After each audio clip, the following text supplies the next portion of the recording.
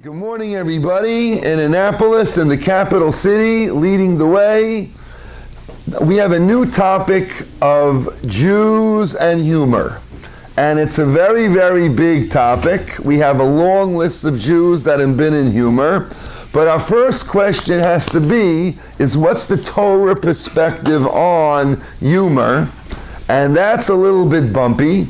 And since this shul is extremely dedicated to Daf Yomi, the biggest motivator towards Jewish humor would be what Rabbi Weisblum taught a few weeks ago, the story in the Gemara in Talmud Nedarim of Bar Kapara versus Rabbi Yehuda the Prince. Rabbi Yehuda the Prince, who always maintains serious composure, tells Bar Kapara, you better not make me laugh at the next wedding.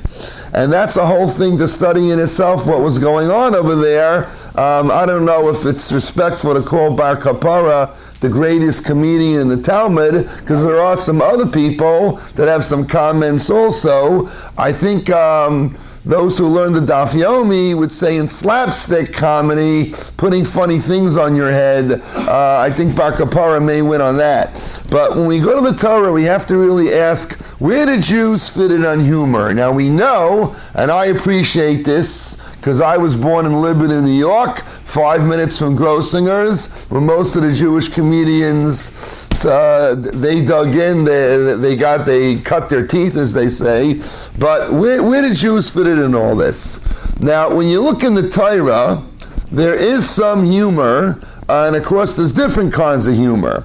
Now, the very first person to be very, very slightly humorous and using sarcasm, which is a whole question in Judaism, do sarcastic comics, how Jewish is that or not?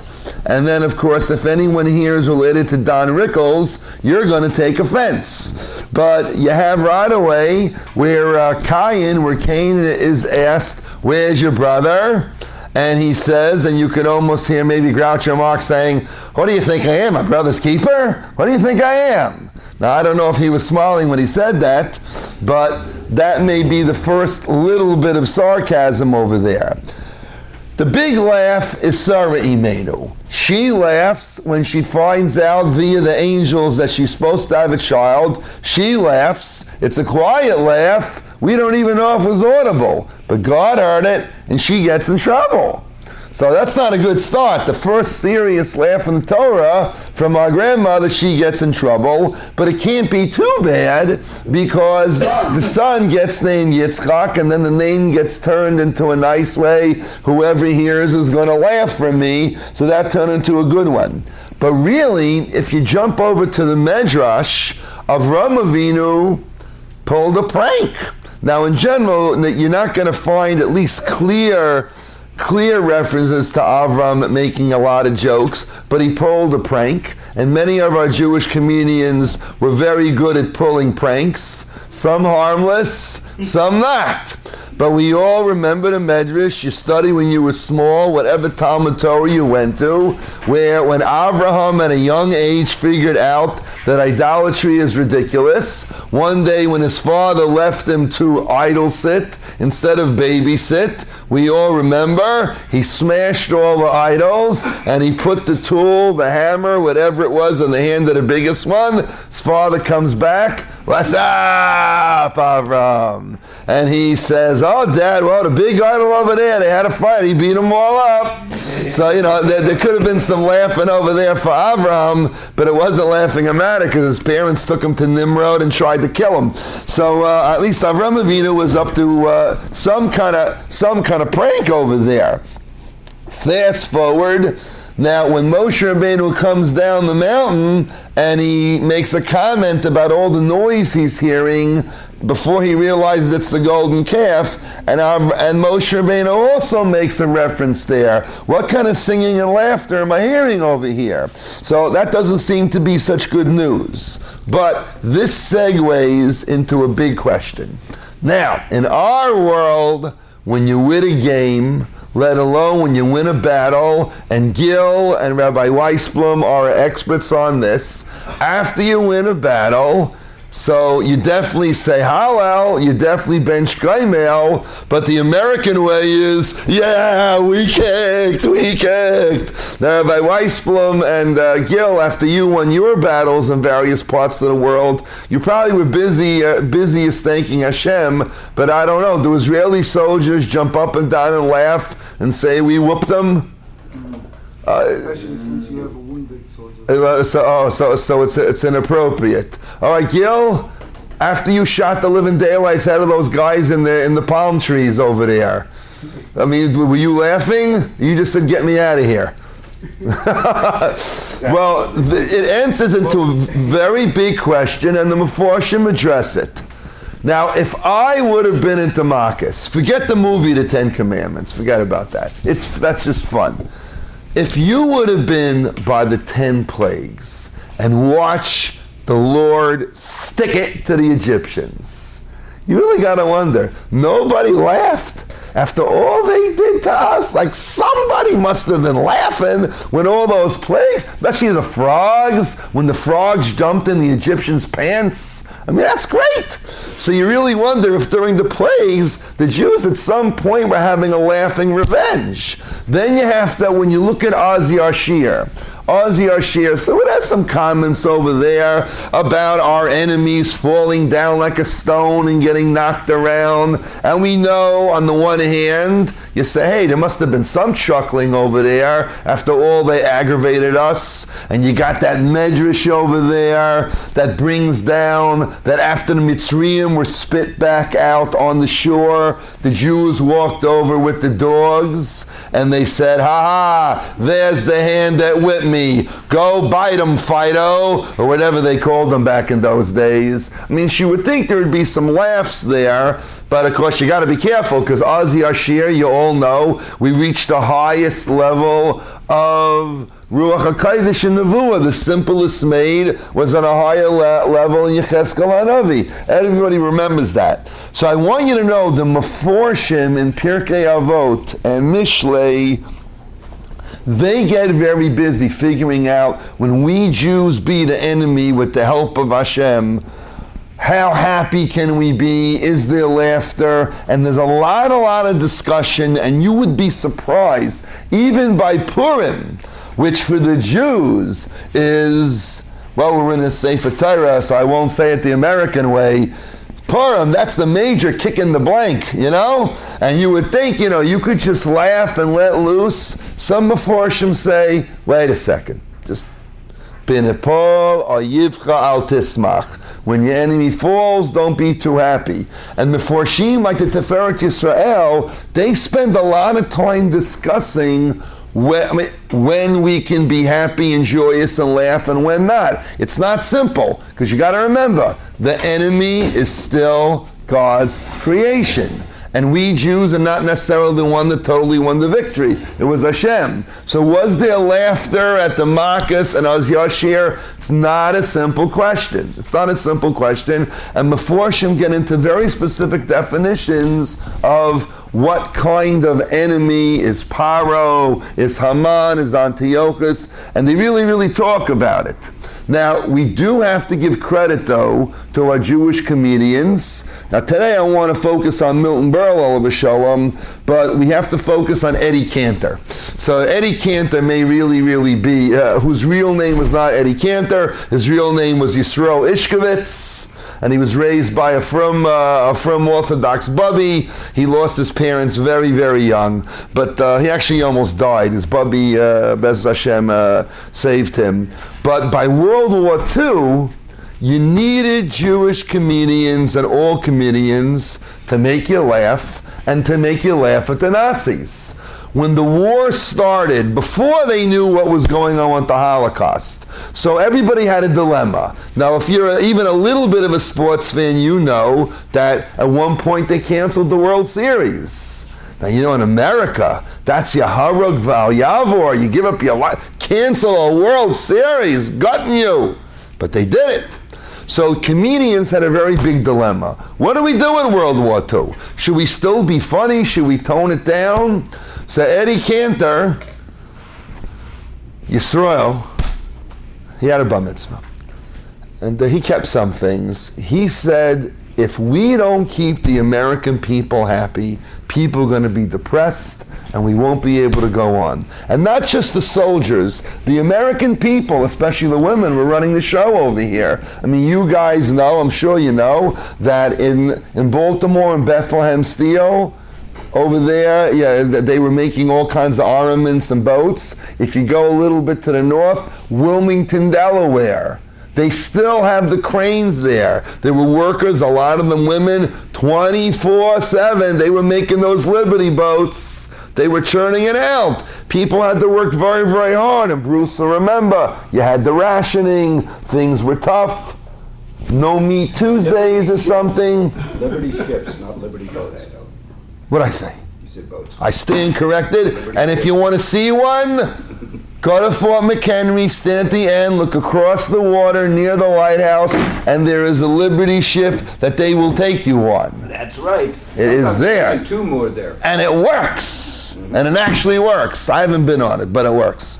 But anyway, Eddie Cantor said, we have to keep even though people are dying and we're at risk, we got to keep people laughing, or they have to be upbeat, or they will not be able to go on and function.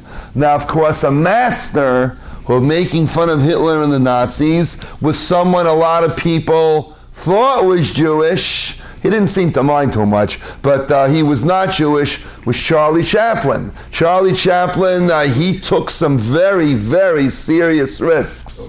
And he, of making fun, he had that whole movie, and he sang that song, Springtime for Hitler, and he made so much fun of the Nazis, and he got death threats. Although he seems to have been shown to be consistently a friend of the Jews. He was not Jewish. His second wife was Jewish from the wrong side. Okay. So Any Jewish heritage himself? everybody thought he was Jewish, but he wasn't. But he liked Jews. No, I know. I just. He definitely liked Jews. So Paulette Goddard, his second wife, her father was Jewish. The great dictator was his big. That's it, the great dictator. Yeah. So when it comes to things like that, keeping people upbeat, all right, so then the comedians had their role. Most of them felt that way. But other than that, though, where does a Jewish comedian fit in? Now, your shul has a lot of great things. The rabbi's the greatest thing. But you have a great library here. If your shul would only use their library, like I use your library. Well, that's why we have it, so you can use it. And to quote Eddie Cantor, now nobody here is old enough for this, maybe Bruce. If you knew Knesset like I knew Knesset, oh, what a shul. The real words, if you knew Susie like I knew Susie. It's from a movie of Eddie Cantor. But your shul has phenomenal books like this by Dr. Lawrence Epstein and other books that give you a lot of great information on Torah and Jewish history, and I'm getting a wealth from here courtesy of your shul. But when you study Milton Berle, you find out, like other ones, whether it's Cantor or Georgie Jessel or Jack Benny, you find where they're Jewish, you find where they weren't Jewish, and you find the problems they had figuring out what they were supposed to be. I have a mentor named Nellie Bienenstock. Cantor, she's 93. She is a Gerer Hasidah from, I don't mean a Gerer stalk, a Hasidic woman from Poland, grew up on the Lower East Side, and she lived through a lot. She told me in the days of Jewish boxers, which your wonderful congregant Dr. Steve Schwartz has taught me a lot about, you know, I found a Haggadah from 1927-28 that by the Russia on Pesach, it has a picture of a Jewish boxer. I was shocked. My chavrusa showed me this 1928 Hebrew Publishing Company on Delancey Street has a picture of Russia of a Jewish boxer. So I figured out that's because in those days half the boxers were connected to the mob. But I went to Nellie and she's an old, gentle woman. She picked herself up and she said, they're wrong. That Haggadah publisher is wrong. I live then.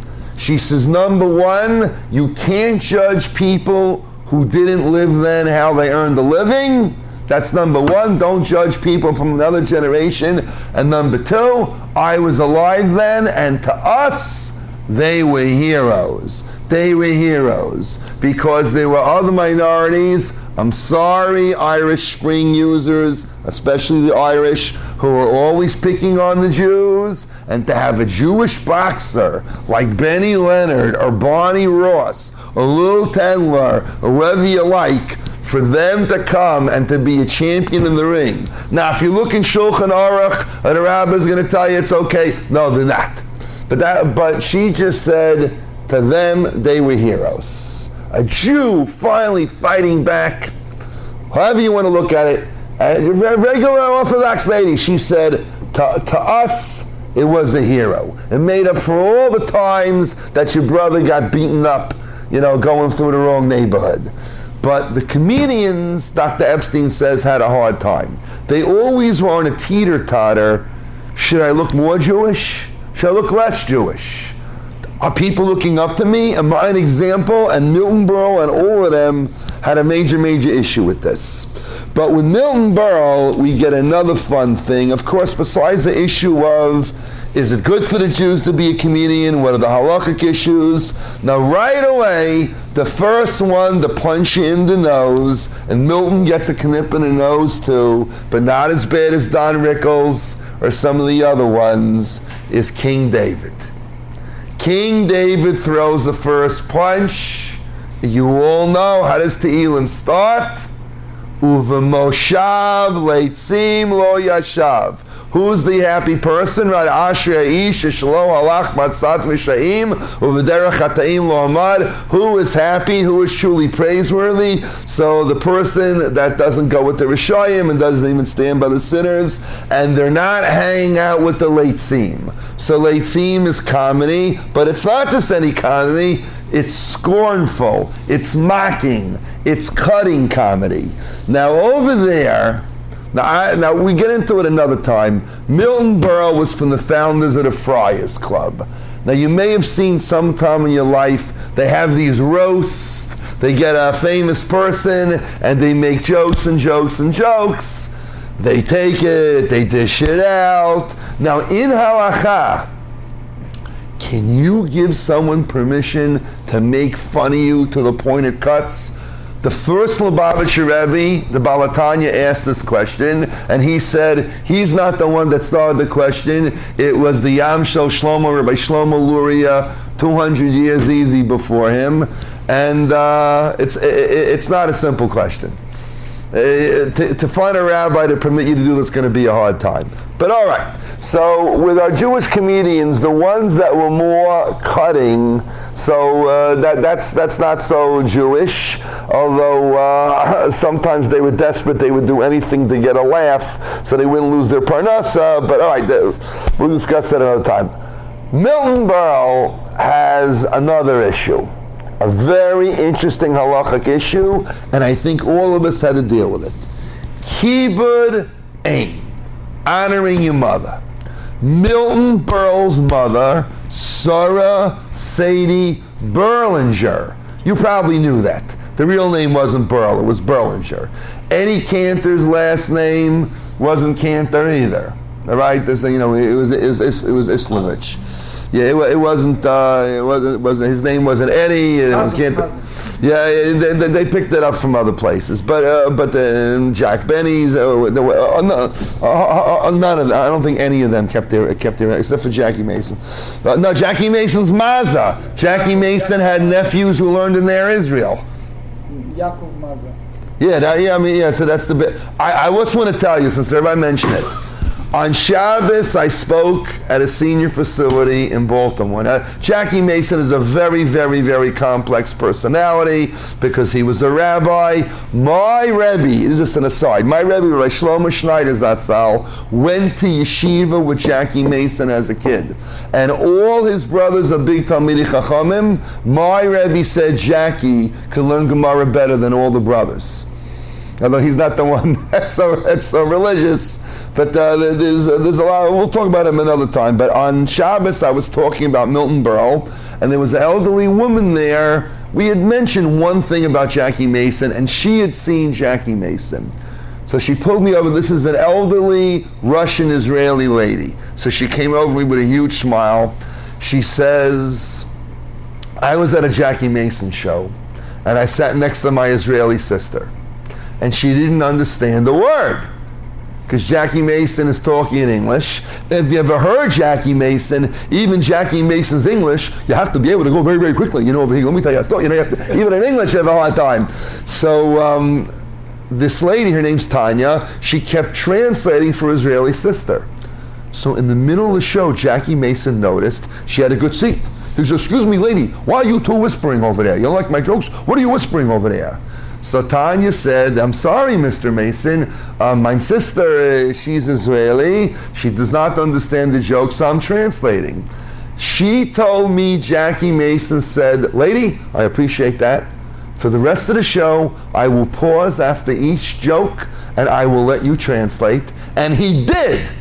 And it's so uncharacteristic. You should ever see the guy. That's not him. But this woman was there, and he had an appreciation. Somebody came from Israel to see him, so he paused after the jokes. And that's a big mesiras nefesh for a comedian, because a comedian relies on momentum. But he was willing to stop so that one Jewish sister can translate for another. So however wild you think he is, but all right, let's get back to Milton. Now, Milton's mother, Sarah Sadie Berle, she made him. He never would have gotten anywhere without his mother. His father was in the paint business, but his mother, she took over to make Milton be a star. She made up her mind Milton was going to be a star. Now, this creates an issue. Now, I don't know if anyone here has ever worked with a close relative. I tried it. I cannot do it for 1 week.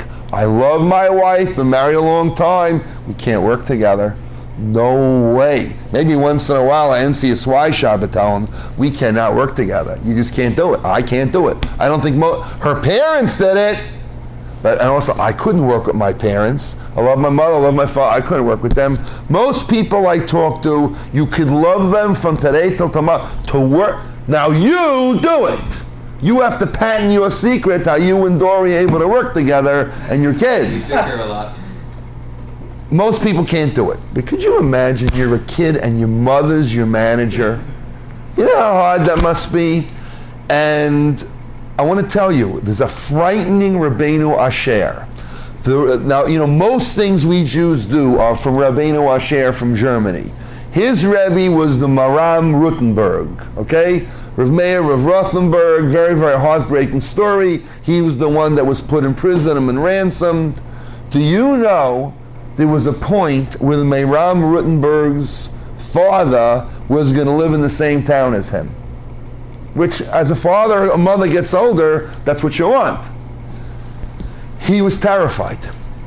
The Rosh says the Maram Rutenberg didn't want it because he was positive somehow, some way, to be around his father that much, he was going to insult. Somehow his father was going to get insulted. Now they go into details exactly what it was. Maybe he thought that when he would walk into shul and his father would be there, everybody would stand up for him except for his father. Whatever, something like, but whatever it was, the reality is the Maram Rutenberg was so terrified of honoring your parents correctly, he was afraid to live in the same, he took care of his father when he needed him, but he was afraid to do it.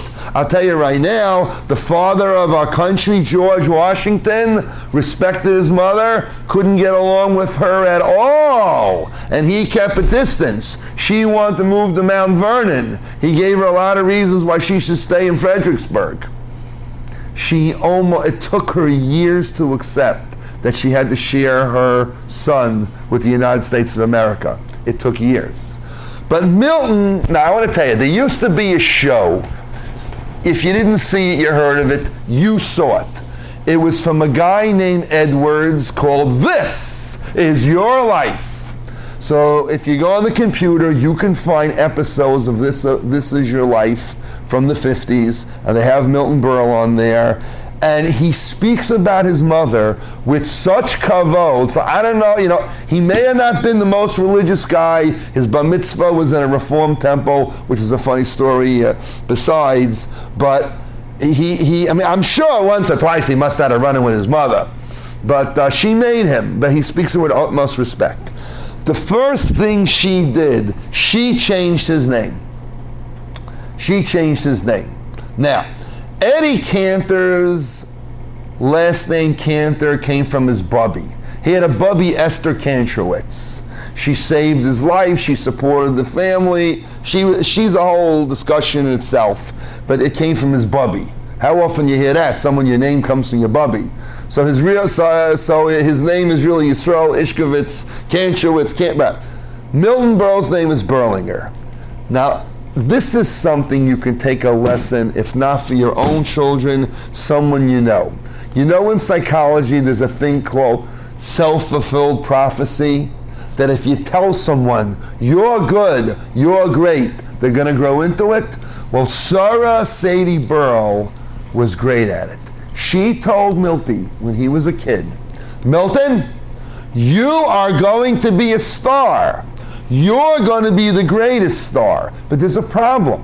When you're going to be a star, they have to put your name on the marquee of the theater, and Milton Berlinger won't fit.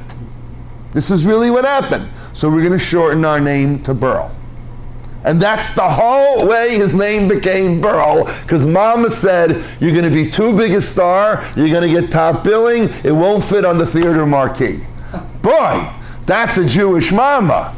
Now, we don't necessarily want all the kids in our families to be movie stars or comedians, but that ruach, that spirit of instilling in a child, you're going to be a star, you're headed for something great. You could steer that in a lot of great directions. You could steer it to Torah, you could steer it to medicine, you could steer it to something else. So that's a good thing to learn, a great thing to learn from her. Terrific thing.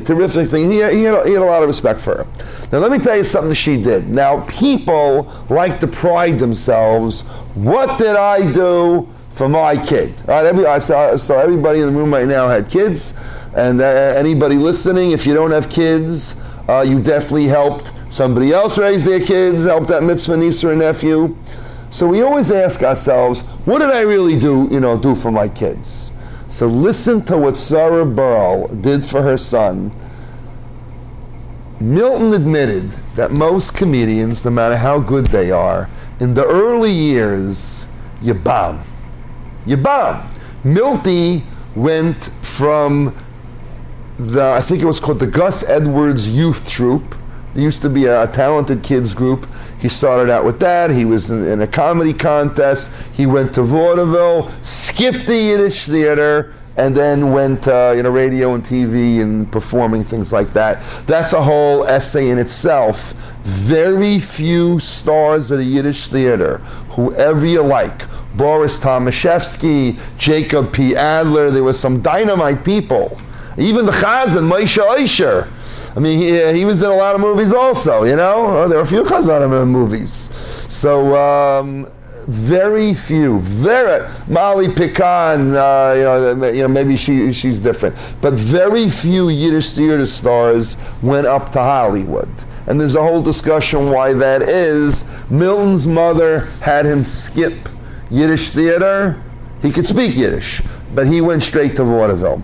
But in the beginning, you're going to bomb.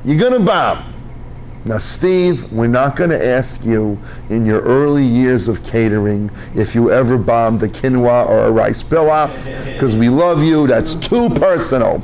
But Milton said in the early years, he bombed a few times. And there's nothing worse than being a comedian, and you tell a joke, and everybody just looks at you. You don't know what to do. Now, Milton and Jack Benny, their strategy was have a lot of quick one-liners. Because if this doesn't work, move on to the next one really fast. I think rabbis do that sometimes too. But anyway, in the beginning, he had some bombs. After all, there's another problem also. Jewish comedians had a problem gauging how many Jewish jokes to tell, when to use a Yiddish accent, when to speak Yiddish, and when not. And some of them really had trouble. Eddie Cantor was a master of it. He could spin around and change the tone, Jewish, not so Jewish, Yiddish, not. He could flip back and forth very, very quickly. Not every comedian could do that. Eddie Cantor's like from the mentors of the comedians. But Milton, I don't know how good Milton was or not at that. But listen to what Milton's mother did, and we all love our mothers, but think if your mother did this. Milton said his mother went to just about every performance he ever did. Now we know our mothers came to our kindergarten graduation, and a high school graduation, and a college graduation. But whatever drama, if you were in Fiddler on the Roof or My Fair Zadie, but whatever it is, mothers come to things. Sadie Burrell came to every show, night after night after night after night after night, heard her son tell the same jokes. My gosh, but that's not the good part. Milton said, and this he said this is on the computer on the interview by This Is Your Life. He said, in the years when I bombed a lot of jokes, my mother sat in a strategic seat and she laughed at my jokes no matter what. So the whole audience would be quiet and my mother would be laughing. And everyone would look at each other and rethink the joke, and maybe they should laugh too. But Milton says it wasn't just that. There are people who laugh and there are people who laugh. He said, my mother, Allah Shalom, had an infectious laugh. There are some people, the comedian doesn't have to be good, but when they laugh, it's so funny. You start laughing. You don't even know why you're laughing. So Milton said, my mother had one of those kind of laughs. And she had a special strategy where she would sit. And Milton said many, many times my material was lousy. The audience wasn't laughing. And my mother would sit there, and the people would start laughing again. And he said, my mother, and she made an absolute fool out of herself. But he says, my mother did it for me. And he recognizes that without his mother, he never, ever would have made it. Eddie Cantor, I did a lot of research on Eddie Cantor. Eddie Cantor also recognized that his grandmother made him just in a different way. His grandmother was a very European Polish lady. She never saw Eddie Cantor perform once. Imagine Eddie Cantor, from the biggest performers. His mother died when he was 3 years old, and his father didn't know what the story was. His bubby, she was an old European lady. It says in his history books, the only place she ever saw him perform was on the stage at his bar mitzvah, and he tried to get out of that.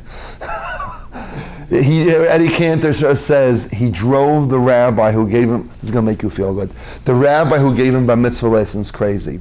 Because by today's standards, Eddie Cantor, and he would admit it, he was ADHD. I mean, you can tell, if you ever watched any of his old movies, with the eyes and dance, I mean, as saying Yiddish, kein nicht gehabt, kein Sitzfleisch. It says it like this though. So he couldn't go to bar mitzvah lessons. At the last bar mitzvah lesson for the bar mitzvah, he went to the rabbi, and Eddie, in those days Yisrael, said, if I walk into that shul and do nothing, I'm going to break my bubby's heart. Rabbi, in one bar mitzvah lesson, can you teach me enough not to embarrass my grandmother? So the rabbi did it. Did you ever have a kid like that? We'll have to shut off the camera. All right, anyway, Eddie's bar mitzvah was in a historic place. In the Lower East Side, there's a place called the Pike Street Shul. Eddie had his bar mitzvah in the Pike Street Shul, and I don't think he did the whole Haftarah. I don't know what he did, But he got up afterwards and said, Rabbi, I need to give a little speech. And in front of the whole shul, he says, I want to thank my bubby, Esther Kantrowitz. I wouldn't be alive. I would have nothing without my bubby. So I just want everyone in the shul to know how wonderful my bubby is. That was the only performance she got to see him do. Milton's mother was at his bar mitzvah, but I'll tell you what happened in a second. It's hysterical, and I sure hope this doesn't happen to you. But nowadays, anything's possible. But the greatness is, that's probably why Milton didn't fight with his mother very much.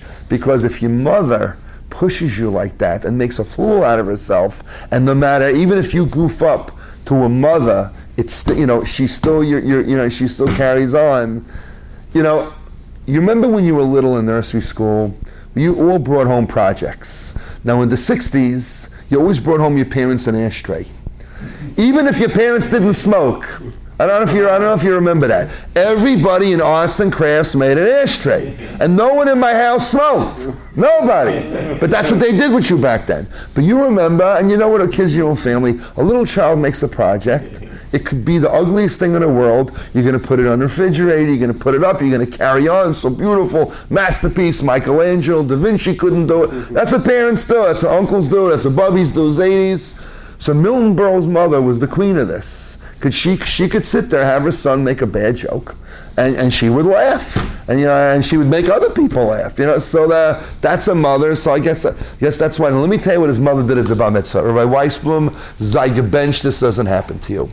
By the time Milton Berle was bar mitzvah, now he was bar mitzvah in a temple in Manhattan, Reform Temple, and I got to tell you, right after Kiddush, he was booked to be in a show, some kind of kids show, a few blocks away. Now Milton, imagine the kids doing a bar mitzvah. Now the kids are antsy as it is. The kids are doing a bar mitzvah, and right after the bar mitzvah kiddush, he wasn't showing Shabbos. He's going to take the envelopes and he's going to run.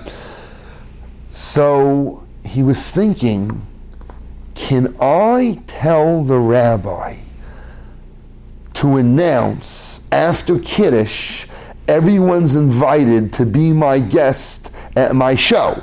This is at Mount Zion Temple. 1 second, I think I can tell you approximate the year. It should have been around 1916. We weren't around 1916. It should have been. I think he was born in 1903. So he's thinking, this is a Reform temple. I wonder if I could tell the rabbi to announce my show that everyone should go after Kiddush. They should maybe walk over. So Milton said, you know what? It's Reform, but even Reform knows where to draw the line. So Milton Berle didn't tell him that he was performing after Kiddush at the other show. Rabbi gets up. We want to wish Mazel Tov to the family of Milton Berle. There's a gala Kiddush afterwards. And the Reform rabbi says, and also, Milton would like to invite everybody to please join him 7 blocks away at this and this theater to see the Bar Mitzvah boy really put on a show. So Milton's figuring, how'd the rabbi know? How'd the rabbi know? His mother! Sadie went over to the rabbi and said, Rabbi, announce my kid is performing at this and this theater. It was his mother. He's wondering, a Reform rabbi has holy divine spirit, what's going on over here, But it was his mother. So she was something. So I just want to tell you, I have a recent nisayon. I can no longer drive with my mother. I don't know if you had that experience. If you have elderly parents, my mother's not so old, but they were big drivers. They can't drive with you. I don't know if you know what that's like. It's very painful. You get either you're going to go to Gehenna or Gan Eden for driving with your parents, and depending what you say, what you don't say. It's very, very, very difficult. I can't drive with my mother anymore. So unless my stepfather's there to protect me, I can't do it. But Milton Berle, I guess if a person thinks about all the great things your parents did for you, then maybe you'll find a way to drive with my mother. But look, cover my mother, I'm going to mention about my mother. My father, of blessed memory, he loved Jackie Mason. Now my father grew up in Slonim. So he My father used to speak about comedy. He spoke about Chelm jokes, because that was the original Jewish comedy was Chelm jokes. And of course, if you ever speak to anybody from there, they will deny up and down that their city was that dumb. A badchan, a merrymaker, a jester at a chasana used to be a common thing, and they were not the most respected people, although they were clever. My father's favorite was, and you could look this up, your rabbi could tell you about him, there was comedy stories about a European fellow, Moshe Ashtrapolia. And my father loved to tell Moshe Ashtrapolia jokes. He enjoyed it very, very much. I'll give you one joke from my father. Moshe Ashtrapolia, now I don't know if it was a real person, fictional person, I don't know the history. My father told me like this. This is a joke he remembered from Poland. One day, Moshe Ashtrapolia sees his wife finishing up the laundry. Now you see pictures in the old days, the women would hang up the laundry or a carpet, and they had this very dangerous metal tool. Wham, wham, wham, they would beat, you could kill somebody with that. So Moshe Ashtrapolia is watching his wife, she's finishing up the laundry, the pants are up on the clothesline, and wham, wham, she's knocking everything out of the pants. He says, "Oi, zolchen to shoulder bench in Gaimel. I gotta go to shoulder bench Gaimel." So his wife looks around, "What happened to you? What do you have to bench Gaimel for?" The Huizen, the pants. She says, "What are you talking about? Could you imagine what would have been if I would have been in those pants when you did that? I could have been in those pants 5 minutes from now. So I got to bench Gaimel." So that was Moshe Ashtrapolia from Poland. My father enjoyed that. But in this country, my daddy used to work at the Raleigh Hotel. I don't know if you heard of it. My father worked in all the hotels where these guys were. Daddy, should rest in peace, worked at Monticello Raceway. When you hear all this, you're going to wonder, how the heck did this guy become religious? When I was very small, Daddy worked at a Monticello Raceway, and I used to go there on Shabbos. It was fun. But I didn't bet. I watched the horses on Shabbos. No, I never went to Pimlico in Baltimore on Shabbos. Daddy worked at the Raleigh Hotel, at the Pines Hotel, mostly at Kutch's. All gone. The Pines is rotting in disrepair down the street from Yeshiva South Fallsburg. Kutch's is gone. Raleigh is sort of there. But anyway, my father got free tickets to all the shows, so Jackie Mason was there. My mother comes back from a Jackie Mason show with Dad, and I said, "Ma, did you have a good time?" "Yeah." So I said, "Ma, you really think Jackie Mason's funny?" "Absolutely not." I said, "Ma, I didn't get that. You said you had a really good time seeing Jackie Mason with Daddy, and you tell me you don't think Jackie Mason's so funny." She says, "Yeah, you heard right." "Ma, explain." She said, "Harry, I don't like Jackie Mason's kind of jokes, but your father laughs so loud and so hard, I sit there, I laugh at your father."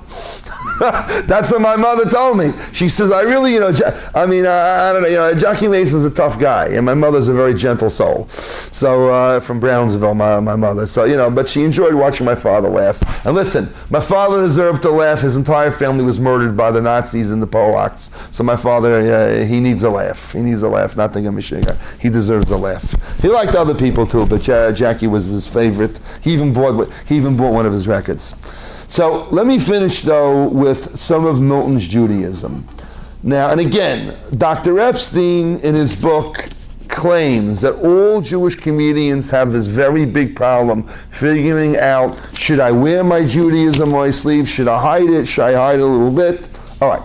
Now, the following story of Milton and his mother is not suited for all audiences, okay? So if you don't like old-fashioned bigoted words about minorities, go away.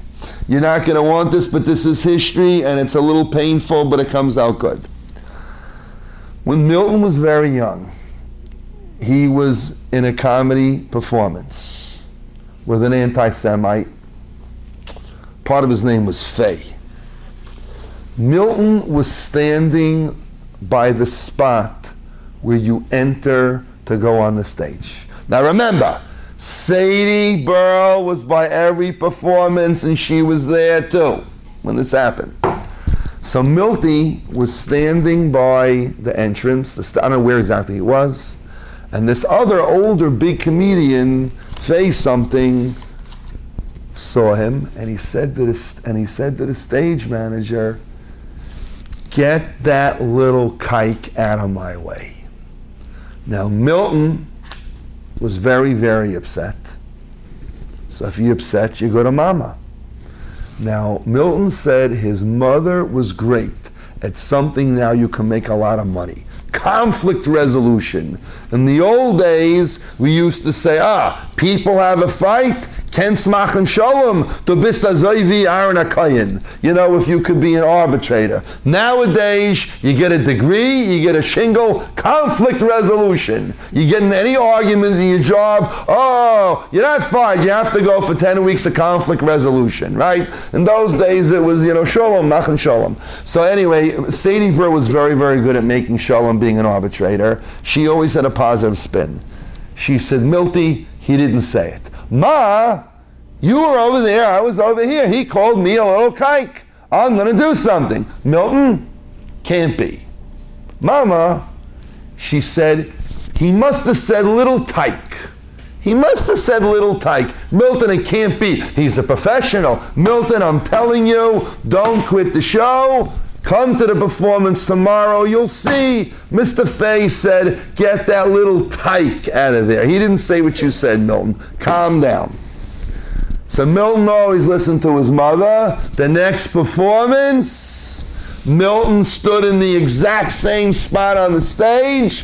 Mr. Fay comes along, and this time he says, get that little Jewish mamzer, the B word, out of my way.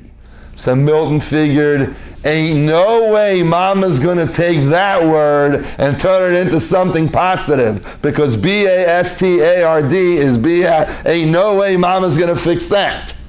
He said what he said and he meant it. Milton Berle beat the living daylights out of the elder comic. He just physically beat the guy to a pulp. He didn't care. I get fired, I don't get fired. I'm Jewish. This is America. I'm not going to take it. And he didn't say that his mother gave him a hard time that time. He just did it. I don't know what happened. So he started out with a Reformed temple, wasn't the most religious guy, probably gave a lot of charity, never denied his being Jewish. When he was older, they asked him how he felt about his Judaism, and he says, I'm proud of being Jewish, I don't hide on being Jewish, and as time goes on, I only become more and more proud that I'm a Jew. Wasn't a perfect Jew, but whatever it is, we'll speak another time. People who make other people happy, without being too cutting, they get a mitzvah too. So the next time your mother, or your father, or your grandparents, or some older person gets in your nerves a little bit, think of Milton and his mother. All right, stay tuned for more on Jews and humor.